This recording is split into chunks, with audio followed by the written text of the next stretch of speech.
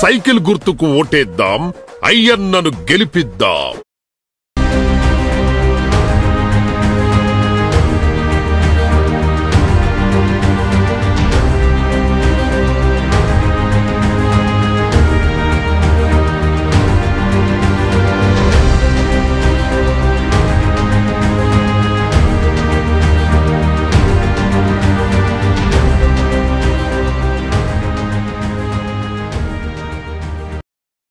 Welcome back to V news. ఆయన ఒక పారిశ్రామికవేత్త. వ్యాపారంలో తిరుగులేదు, ఎప్పుడు ఓటమి చూడలేదు.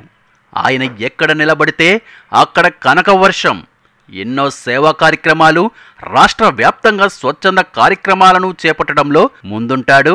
సిఎంఎస్ఎన్ ట్రస్ట్ వ్యవస్థాపకుడిగా పేద కుటుంబాలకు 300 గృహాలు నిర్మించి విరాళంగా ఇచ్చాడు. పేదల ప్రయోజనాల కోసం అనేక వైద్య శిబిరాలు నిర్వహించాడు.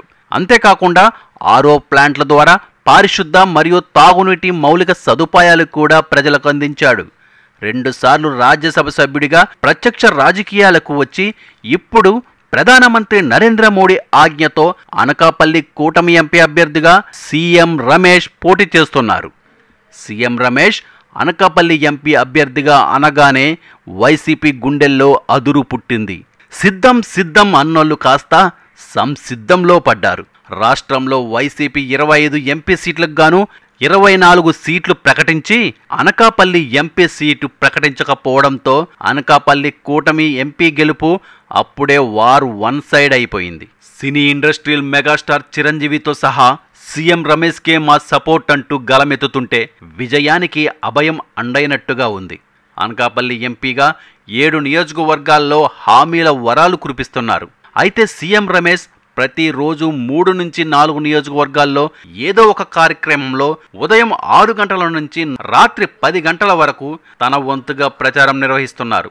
ఇదిలా ఉండగా ఒక పక్క సీఎం రమేష్ సతీమణి శ్రీదేవి, కుమారుడు, కోడలు, తమ్ముడు, అంతేకాకుండా అక్క, చెల్లి, బావ ఇలా ఎంతమంది బంధువులు ఉన్నారో వారందరూ ఏకమై సీఎం రమేష్ గెలుపుకై ఇంటింటి ప్రచారాలకు విరామం లేకుండా వెళ్తున్నారు. తాను ఎంపీగా గెలిచిన తర్వాత అనేక పారిశ్రామిక ఫ్యాక్టరీలతో నిరుద్యోగ యువతకు ఉద్యోగాలు కల్పిస్తామంటున్నారు. అంతేకాకుండా పాకిరపేట నుండి నర్సీపట్నం, వడ్డాది, పెందుర్తి, కొత్త వలసల మీదుగా కొత్త రైల్వే లైన్ ఏర్పాటుకు దోహదం చేస్తానని, రాష్ట్రంలోనే అనకాపల్లిని ఒక స్థాయిలో ఉంచుతానని చెబుతున్నారు. ప్రజలందరూ కూడా సీఎం రమేష్కే సై అంటూ ముందుకు వెళ్తున్నారు.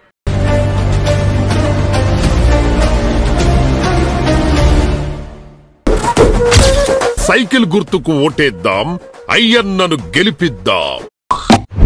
నిరంతర వార్తా సమాచారం కోసం మా వి న్యూస్ ఛానల్ సబ్స్క్రైబ్ చేయండి.